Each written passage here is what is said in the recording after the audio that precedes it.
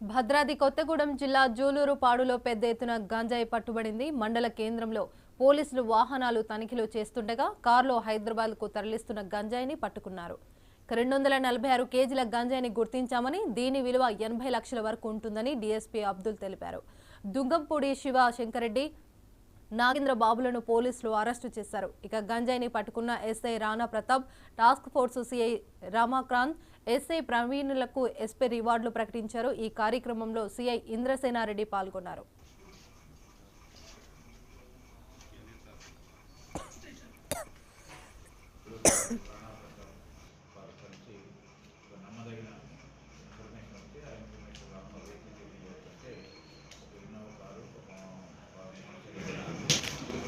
కారులో దాదాపు 246 కేజీల ఎండు గంజాయి వాల్యూ వచ్చేసి సుమారు 80 లక్షల వరకు ఉంటుంది. ఇది సీలియర్ నుంచి తీసుకొని తరలిస్తామని పట్టుకోవడం జరిగింది. ఈ పట్టుకున్న వాళ్ళలో ముఖ్యంగా శంకరెడ్డి, తన వెంకటరెడ్డి, చాలపాక అనే వ్యక్తి గతంలో 6 కేసులు ఉన్నాడు. ఒకటి Palanka town police station, Latur police station, Bhadrachalam police station, Malpeta police station, Durgampadu police station, Motugudem police station, ఇప్పుడు మా పోలీస్ స్టేషన్లో కేసులు అవుతుంది. జూలూరుపాడు కేసులు గతంలో 6 కేసులు నమోదు జరిగింది.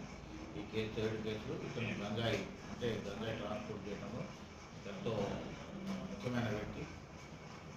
ఇతన్ని పట్టుకోవడం జరిగింది. ఇతని నుంచి Innova car, motor cycle seize చేశారు, గంజాయి సీజ్ చేయడం జరిగింది. ఇతను కేసు జరిగింది. ఇతనితో పాటు ఇతని స్నేహితుడైనటువంటి నాగేంద్ర బాబు కూడా గంజాయి నడిపెట్ట వెహికల్ డ్రైవర్ తిరుగుతుంది. ఇతని మీద కూడా గతంలో భద్రాచలం పోలీస్ అని కేసు ఉన్నది.